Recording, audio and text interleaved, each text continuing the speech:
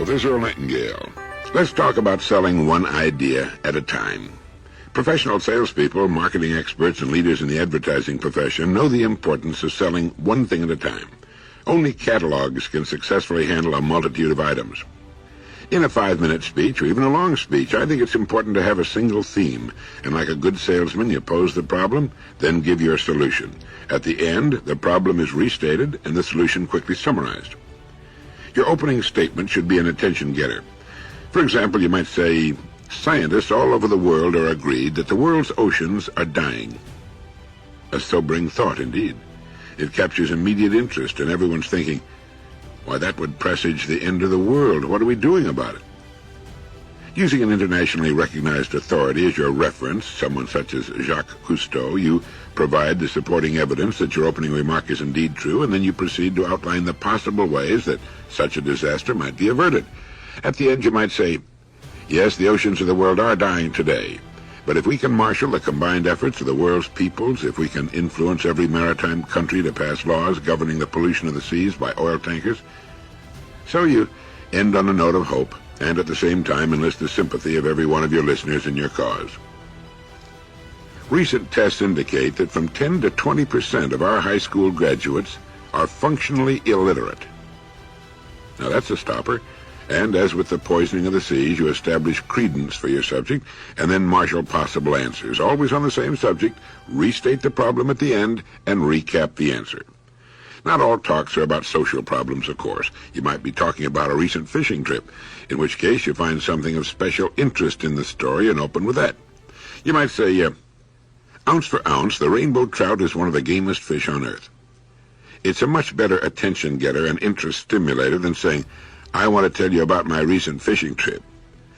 A few words about the fish you were after, and then you can work in the rest. 2 weeks ago, John Cooper and I decided to try our luck on the White River near Carter, Arkansas. It's one of the most naturally beautiful spots in the country, and so on. Stay with the trip and that rainbow trout, the hero of your story, and how good it tasted cooked fresh over an open fire on the bank of the river. Then at the close, to more closely link your listeners to the subject, you might say, if you've never been trout fishing, let me recommend it as one of the world's best ways to forget your problems, clear your brains, and gain a new perspective. And when you hook a rainbow trout, you're in for one of the greatest thrills of a lifetime. In my radio programs, I try to include the listener in my subject and relate it to him or her and his or her needs. If I'm talking about new ideas on the art of managing a company, I'll say that the same ideas apply to managing a family or one's own life. In that way, no one's left out of the picture, and you've got a much better chance of interesting everyone. Pose the problem, if there is one. Give the best possible solution and some good authority for it. Restate the problem in a brief and perhaps dramatic way and summarize the answer. That's the way to have a complete, tidy, well-rounded talk. If there's no problem, find a point of interest and begin with that. Watch your personal pronouns. Keep yourself out of your conversation as much as possible. As with the case of the fishing story, talk about the fish, the beautiful scenery, your companions, other people you met, a humorous incident or two perhaps, but don't keep saying, I did this and I did that. The purpose of this speech is not to talk about you, but rather the subject matter. There's an old saying that small minds talk about things, average minds talk about people, and great minds talk about ideas. What you're selling is almost always an idea. Even if it's painting the house, the idea is the good appearance or the protection of the house. The fishing trip story is about the idea of getting away and going after exciting game fish. One idea, well developed, is the key. If you're talking about a long trip you've made, the idea is the trip itself, even though your talk may include many interesting and unusual events and sights along the way. It's still one theme. Just as a beautiful painting is put together by 1,000 brushstrokes, each stroke makes a contribution to the main theme, the overall picture. And it's the same with a good speech. The difference, I think, between a memorable speech and an ordinary one is usually the degree of involvement on the part of the speaker. If he's wrapped up in his subject, if he knows what he's talking about and is personally involved in it, that comes through. It's not in the words he uses, it's in the feeling that's transmitted. If you want to test this out, listen to news broadcasts on your radio or watch them on television. The performer who's only reading the news from a script or teleprompter, who has no real knowledge or personal interest in it, tends to be superficial and generally dull. The newsman who's been there, who's lived the news, who's made the collection and dissemination of news his life work, brings conviction and interest, involvement, and you and I are caught up in it. We simply know that he knows what he's talking about, while the other person is only reading. It's the same when giving a speech. If the person telling the story about the fishing trip is an avid fisherman and loves it, it comes through. So try to talk about things in which you're very interested, and use the single theme formula. It makes preparing a talk much easier, and the delivering of it much more effective. Thank you. A very good friend of mine, an outstanding man in many ways and very successful, once found himself in the exquisitely embarrassing position of having his audience stand up and walk out of the hall while he was in the middle of his speech. Every one of them left the room. The exodus was triggered by one man who stood up and voiced the growing resentment of the entire group by shouting at the speaker, "Who do you think you're talking to?" With that, he stalked from the room, and the entire audience followed. My friend found himself standing at the podium, gulping and wondering what had happened. How in the world did such a terrible thing happen? Well, perhaps you've already hit on the answer. My friend underestimated his audience. He was a very successful head of a large company.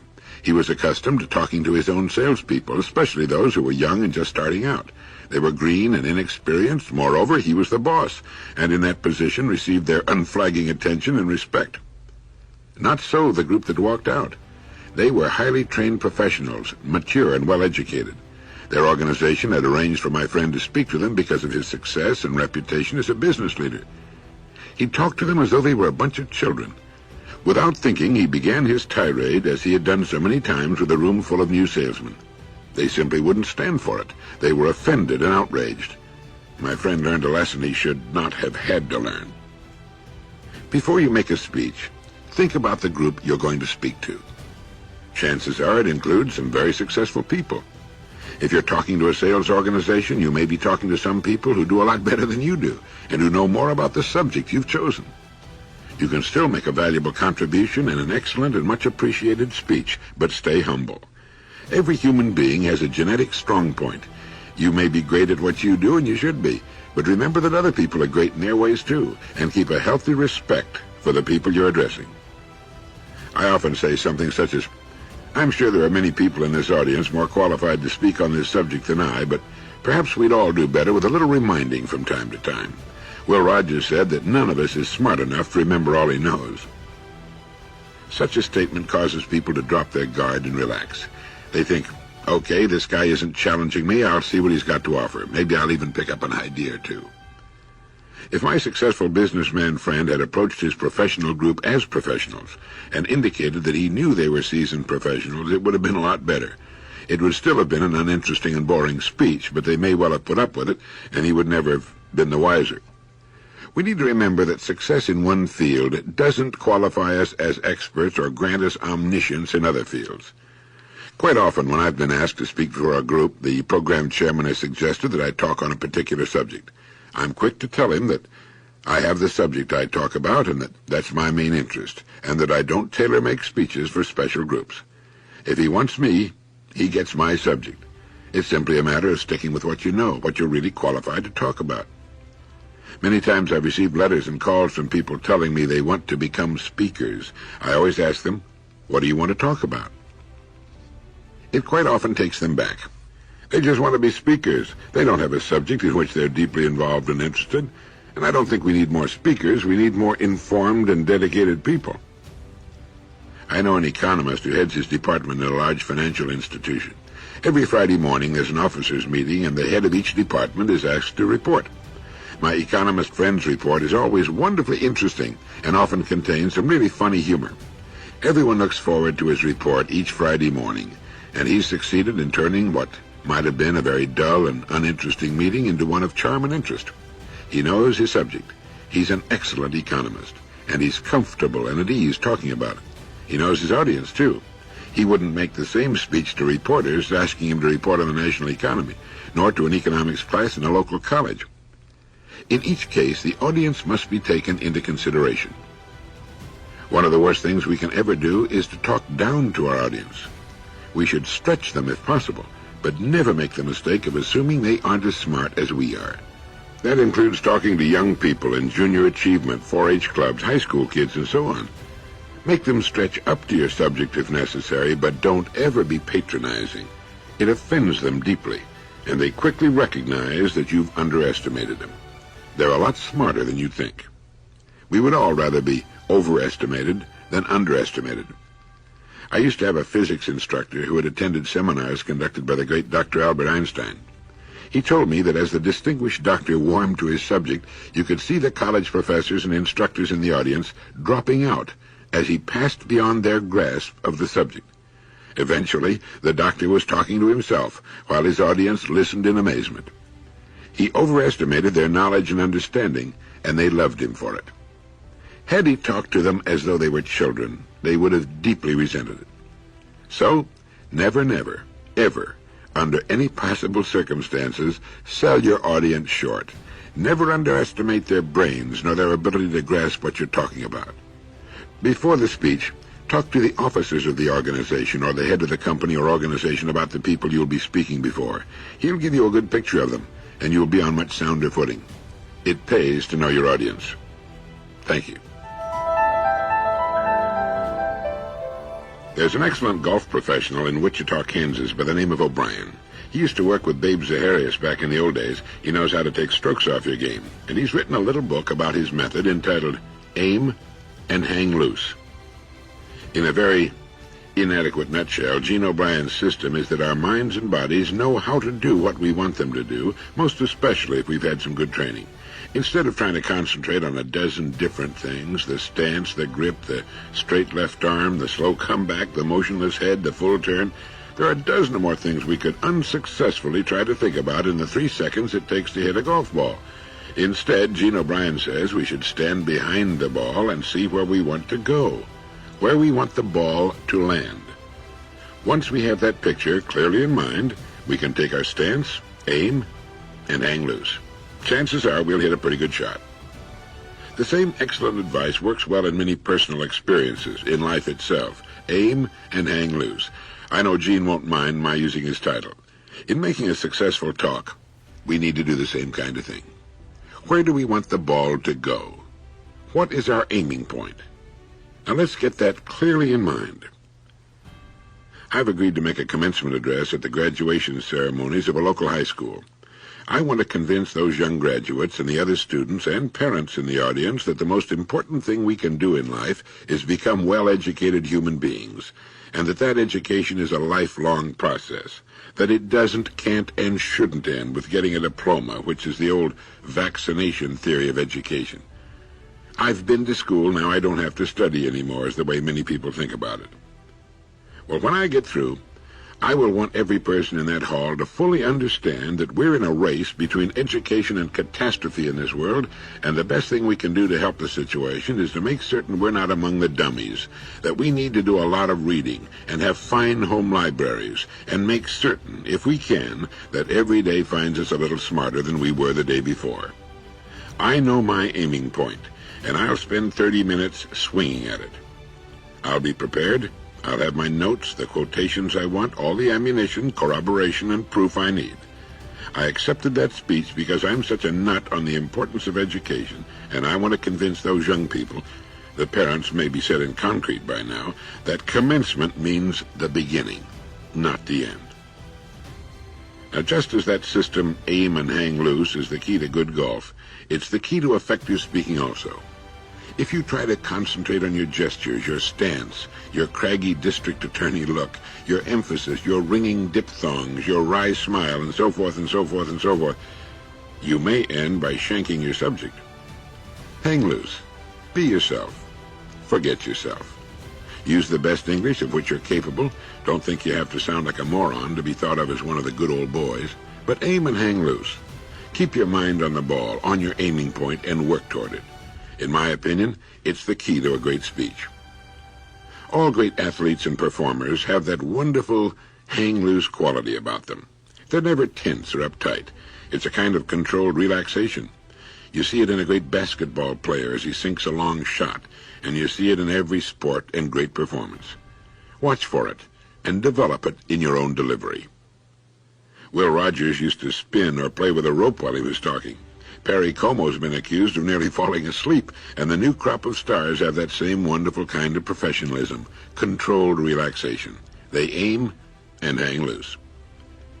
Getting back to that golf analogy for a minute, it's been established that one of the best ways to correct a bad golf swing is to watch yourself swinging a club. It can be done with videotape or a home movie camera. Quite often, people seeing their golf swing for the first time break out in helpless laughter or uncontrollable crying. "Do I look like that?" they cry.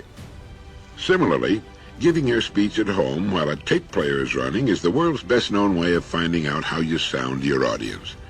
You're probably familiar with the fact that you don't sound to others as you sound to yourself. You hear yourself speak from inside your head. Others hear it from the outside, and the two are quite different. Also, you have no way of realizing how you may be slurring or half-pronouncing words until you hear yourself, until you can sit down and critically listen to yourself. One of my pet peeves is the use of the word recognize. Time and again I hear people saying recognize. There's a letter G in there, and it's supposed to be pronounced. Now, you don't have to sound like an English professor, but if you want to make speeches, you owe it to your audience to treat the language with care, clarity, and consideration. Another pet peeve of mine is the use of the plural they when the singular he should be used. Let me give you a common example. When you're talking to a customer, the speaker will say, make sure they understand that a customer is singular. They is plural. It should be, when you're talking to a customer, make sure he understands, and so forth. If you deal only with women customers, it would be she. However, if you deal with both men and women, he is proper, or he or she, but never they, unless you're saying, when speaking to a group of customers, make sure they understand. That's all right. Elementary? Yes, but a common and irritating and egregious mistake. If you don't like the idea of speaking good English, don't make speeches. And when you're preparing your talk, remember Gene O'Brien's advice. Aim and hang loose. Thank you. You have accepted an invitation to speak before a National Honor Society meeting of high school students. You set aside a time in which to prepare your talk. You accepted the speech because you felt you had something worth saying to young people. And so you ask yourself, what can I say to these young men and women that will be of help to them? You think of your main theme. Let's say it's the importance of continuing education. The importance of not thinking that school represents the total of our educational efforts. At the same time, you know that these young people have been in the educational system for a long time.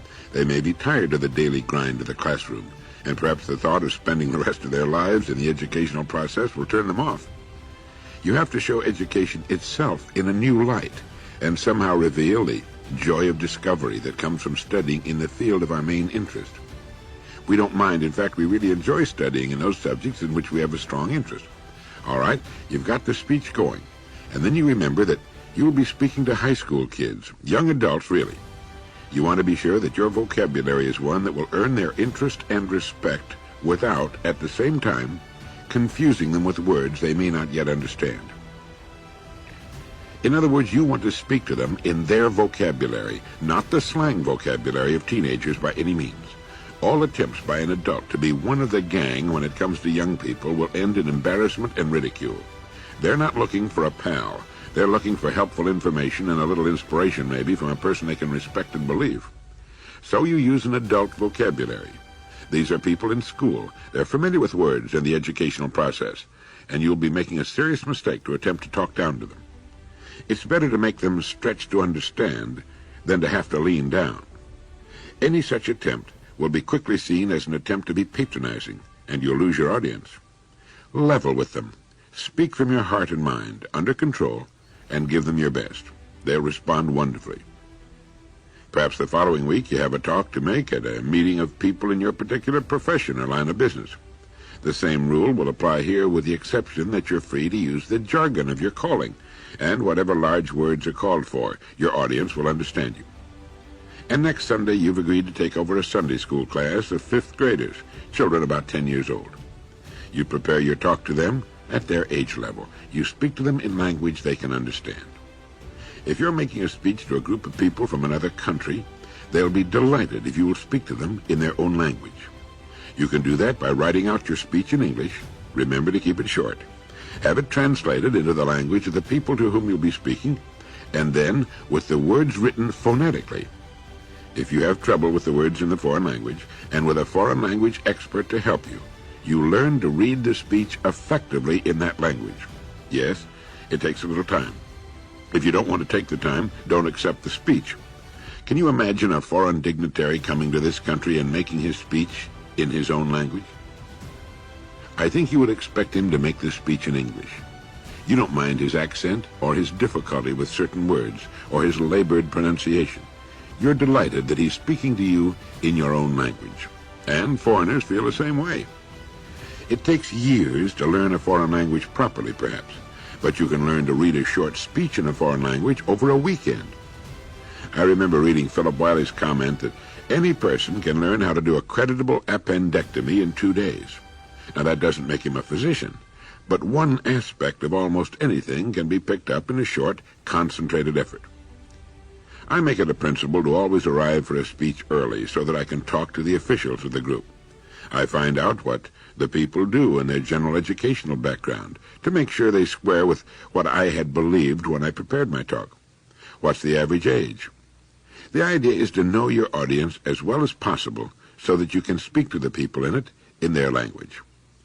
You'll remember that when Bob Hope made his hundreds of appearances before servicemen and women all over the world, he would go to some pains to pick up some of their vocabulary and the names of some of their officers. In that way, he could personalize his performance to that particular unit. Well, we should do the same, without becoming too cute or personal. We just want them to know that we've gone to the trouble to do some research, and that we know to whom we're talking, that we're not just delivering a canned speech without consideration for the people who must sit through it. The speaker who arrives at the last possible moment and is whisked to the stage may be all right for political stumping, but it tends to leave the audience feeling slightly alienated. We used to have a newscaster years ago on a station at which I worked who would dash for the studio at the last instant, arriving at the microphone out of breath just as the engineer was cutting on the microphone.